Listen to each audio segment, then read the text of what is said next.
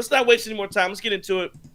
The Bucks terminated Adrian Griffin. It was about 3 o'clock or I think 3 o'clock my time. Out in I'm in Charlotte, obviously, and I think I got a couple texts. There was one text I got from Danny Levin, who's been on this show before, and it was just ha ha, and I was like, I thought that was weird, and I got a few more texts that were coming in, and I was like, it's just odd. And then of course I go to Twitter where I get all my news, and boom, there's Adrian Griffin fired. I'm like, what? That's crazy. So my first reaction, and so I read Warren Price says, Trey, you got to get a second opinion with Docs. Doc Rivers will now have to write out your prescriptions. Calvin Racine says Doc ain't that guy. Dame needs to shoot better. Good win overall. Nick C says Dr. Griffin is out for choke Rivers. Yeah, and so so just some comments that we're getting in early here. But my first reaction was, how do you do this, or can you do this if you don't have a plan? There's no way you can fire your head coach without a plan. And again, if we're on this show, if remember, we've talked about this, John and Chris. We've talked about the fact that it takes a lot to fire a guy who is 30 and 13 at the time he gets terminated. How do you do that? And we talked about it again, and I'll be the first one to say, I said there's no way you do it. So again, I'm not going to sugarcoat this at all. I said there's no way that you do this because we talked about it. There's no plan, and come to find out, lo and behold, the Bucks had a plan the entire time. And so if you walk through the timeline of what took place, there was maybe a thinking that the Bucks had, when Terry Stotts walked away from Adrian Griffin, there was a thinking that my thought there was, okay, Griff got the guy who maybe wanted to replace him out. And again, the season starts in late October. It was December when they were already trying to get rid of him again, right? We know there were issues with the defense. The offense was historic and is played at a historic pace. I guess my main thing is I was just surprised. And so from the, in a state of shock that the Bucks would do this.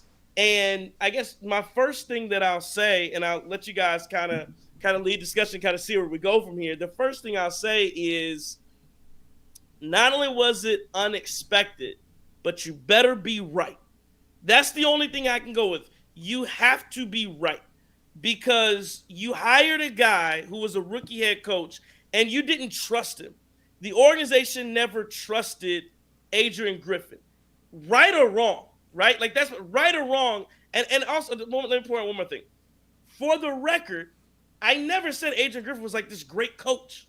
And I think people have got that misconstrued that I was like on this, he's the greatest coach. I never said that. What I said was, he's a rookie head coach. I'm going to give him the organization gave him a shot. I'm going to give him a shot. He may look bad for right now, but let's see what happens in the end. Because Mike Budenholzer got fired and was terminated because of what happened in May, not what happened in January. That was my only point on Adrian Griffin. I wanted to see him get to the postseason. We never got that opportunity. The organization was clearly never behind Adrian Griffin. We found out from reporting that Giannis was the one who clearly recommended this hire and was down for this hire. And once he lost the respect of Giannis, and once he lost the backing of Giannis, he did not have, and I'm not comparing Eric Spoelstra and Adrian Griffin. I'm not trying to say they're the same guy, but they had the same situation in Miami. The difference was Pat Riley stood behind this guy and said, you guys either get in line or get out. And Adrian Griffin did not have that. And so I do think he got the raw end of a deal. I don't think that the Milwaukee Bucks are out of it by any stretch of the imagination. I think the Milwaukee Bucks have the same opportunity to win a championship today as they did yesterday. But the stakes are a little bit higher. And if you don't win it, I think there's going to be a lot of questions about this moment, yesterday when it took place. So, now that we're in the spirit of transparency, those of you guys who are new to the show, we do the show on 97.3 on your T's and Q's. I believe I was the most vociferous in the group. I vociferously opposed the hiring of Adrian Griffin from the jump. I did not like that in the beginning because my whole thing was it wasn't about Adrian Griffin's skill set. It's the fact that you just pushed out the guy who won you your first championship in 40 years, 2 years after that because the expectations are so high. So how in the world are you going to trust a guy who does not have head coaching experience to meet these expectations? I said that a long time ago. And like you, I felt like, listen, let's give Adrian Griffin a fair shot, right? Let's give him a fair shot because a small segment of Buck's Twitter was preaching doom and gloom and was telling us the season was over in game 4, right? Despite the fact that you still saw a coach that was making adjustments. He was doing things differently. They were figuring this thing out, and people wouldn't even give him a fair chance to do that, right? Now, I never thought that we would be talking about Adrian Griffin with the likes of Gar Hurd. Those of y'all who remember Gar Hurd was the head coach of the Wizards before Michael Jordan became the president of the Wizards. Gar Hurd was 14-30 and was fired in the middle of the season in his first year with the Washington Wizards. There's a big difference, obviously, between 30-13 and 14-30, right? Yet Adrian Griffin joins the ranks of Gar Hurd, and it doesn't really make a lot of sense to me, and here's why.